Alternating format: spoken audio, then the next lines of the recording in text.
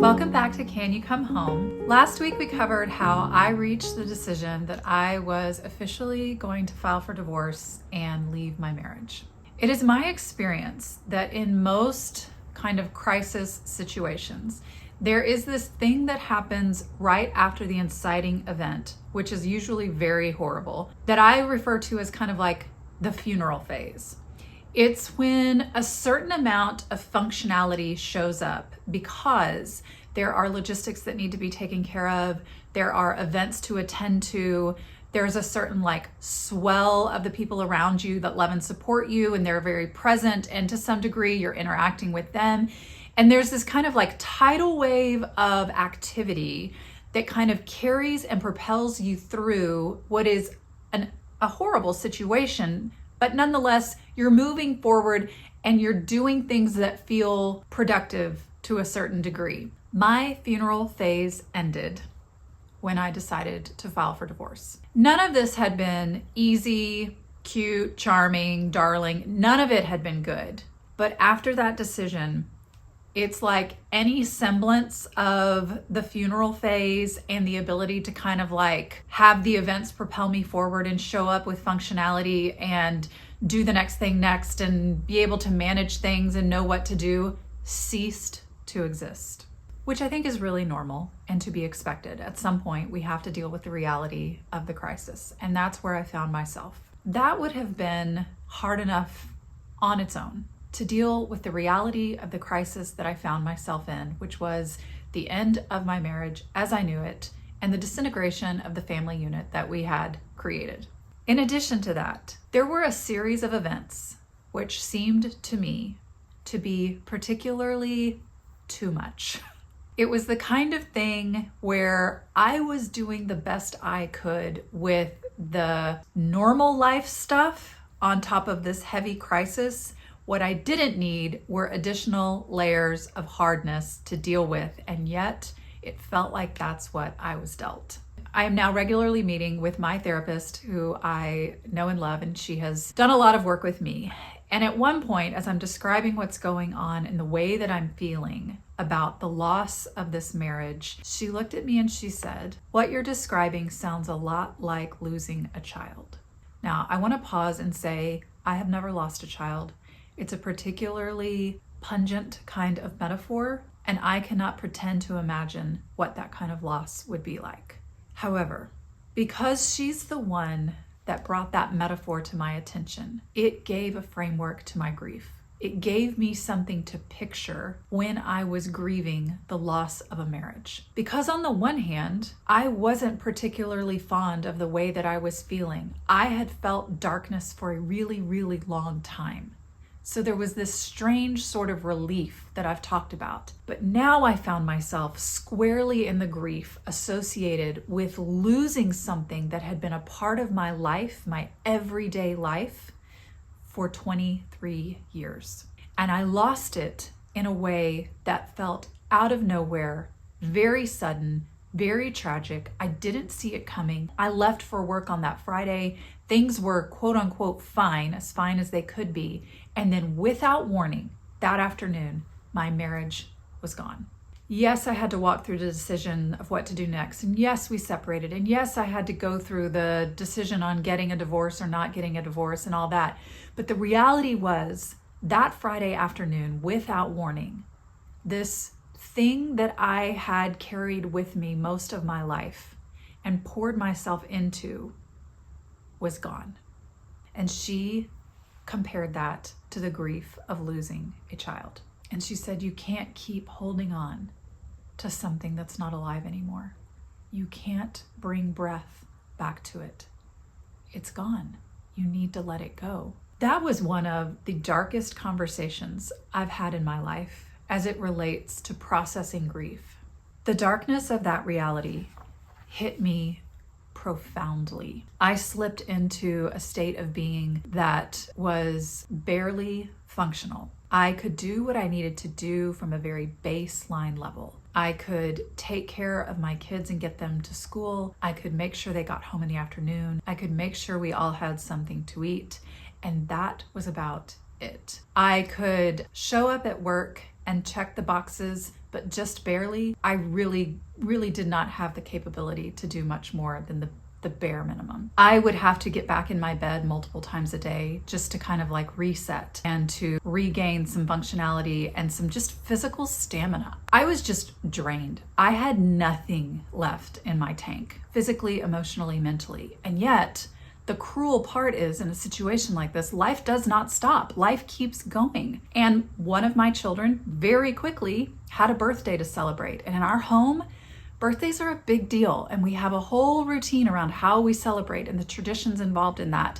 And it's really special and meaningful to all of us. And yet here we were in the middle of this darkness, and we're supposed to celebrate a birthday. And yet I knew it was the right thing to celebrate my daughter. So I asked her what she wanted to do. She decided she did not want him present. So we did this kind of like truncated family dinner. People that normally would have been there did not come. And the one thing I wanted to do for her was to give her this oversized IKEA chair that she had had on her wish list for a while. She didn't have a chair in her room, and she wanted a chair that she could sit in and read. So I ordered the chair from IKEA. It came in this giant box. I wrapped the box. She opened it. She was delighted. And I thought, I'm easily gonna just put this together for you after dinner, and you will have your birthday chair. That is not how it went. That IKEA chair turned out to be the bane of my existence. It came with like the sides and the back and the seat kind of like intact. And all you really had to do was affix and screw in each side to the base and the back to the whole thing. There weren't even that many steps to the instructions. I get the instructions out.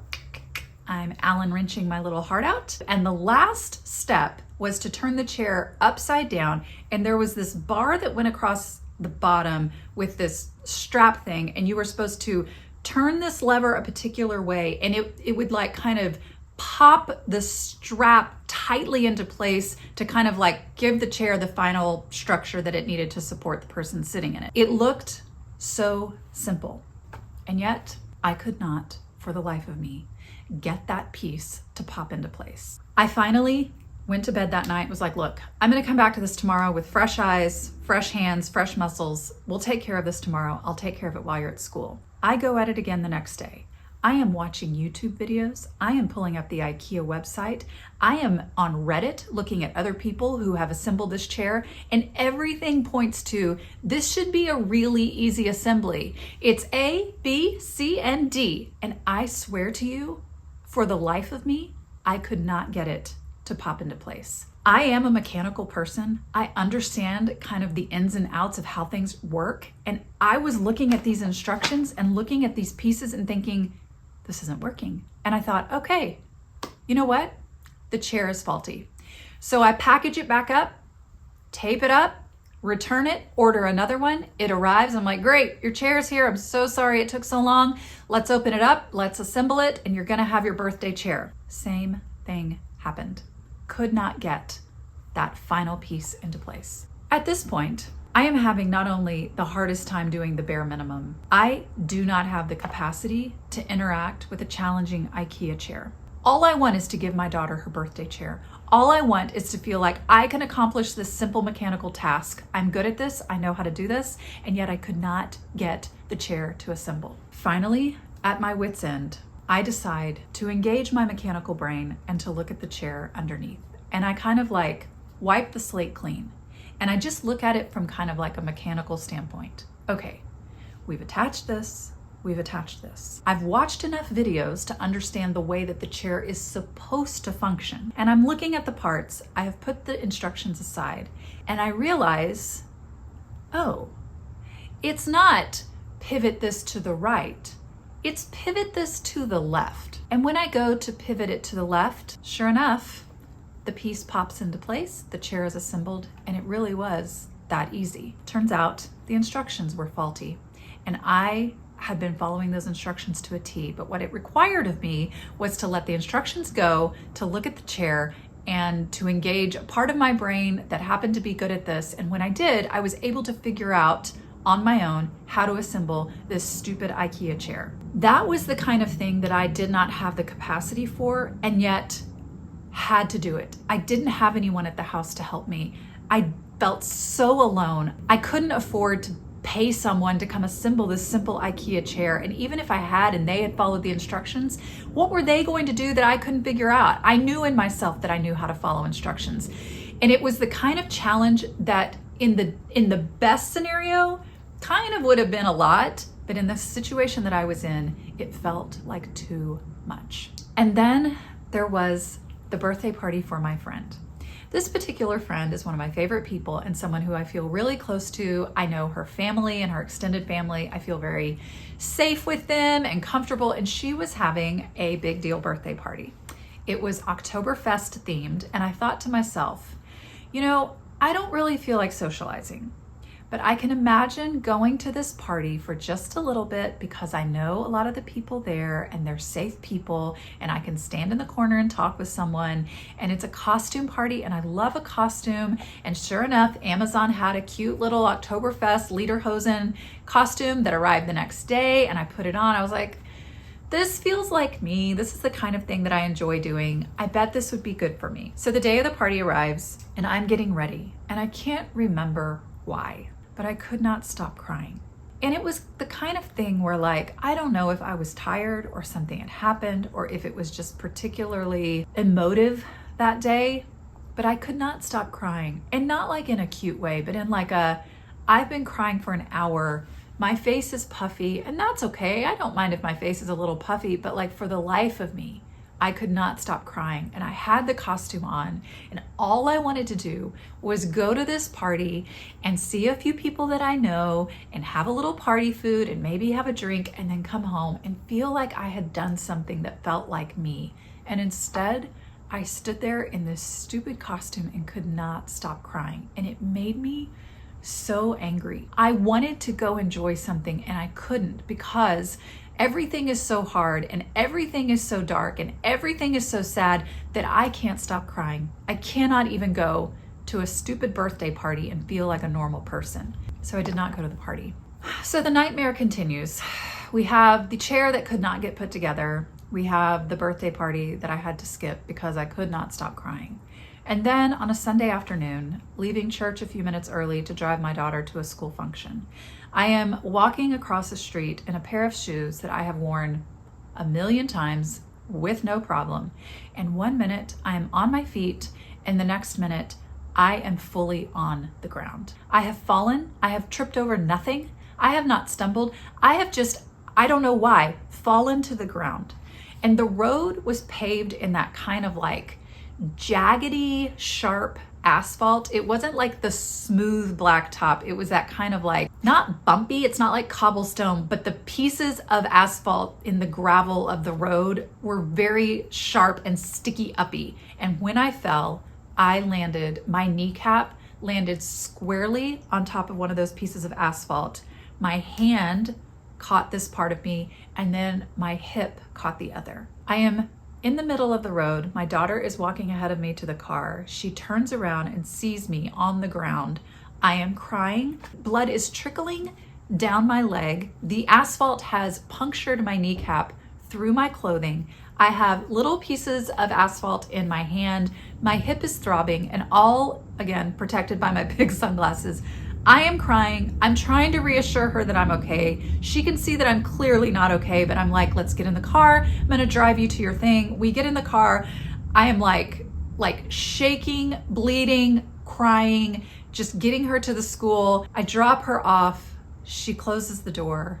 I fall to pieces, and I call my best friend, and I realize I don't know who my emergency contact is. What would I do if I needed to go to the hospital? Who would drive me? What am I gonna do if something bad happens? Who is my person? It's a special kind of lonely when you realize you've had this built-in emergency contact and now you're on your own. You don't have anybody. Sure, you have people that you love, but it doesn't feel right to add them as an emergency contact. Those are friends. You don't even have a family. The level of grief and aloneness that I began to feel as it relates to no longer having anyone that was there for me did a number on me. And it would have done a number on me without the difficulty of assembling an impossible IKEA chair on my own for my daughter's birthday, or having to skip a themed birthday party for someone I love because I couldn't stop crying, or the physical injury of having a goose egg on my kneecap and gravel in my hand and a sore hip and possibly needing to go to the doctor but not knowing who I called. Those would have been hard on their own, but something about the tangible experiences of these situations felt like too much. I was squarely out of the funeral phase. I was beginning to absorb the emotions related with losing my marriage, tragically being caught off guard by the aloneness, dealing with layers of sadness and grief and loss, which my counselor compared to the death of a child. I had never felt more alone in my life. I had never felt more dark in my life. I was not sure how I was going to continue to make it through, not to mention what the future looked like. Like, who could even imagine what the future would look like at this point? And then just when I thought it couldn't get any worse, the unimaginable happened.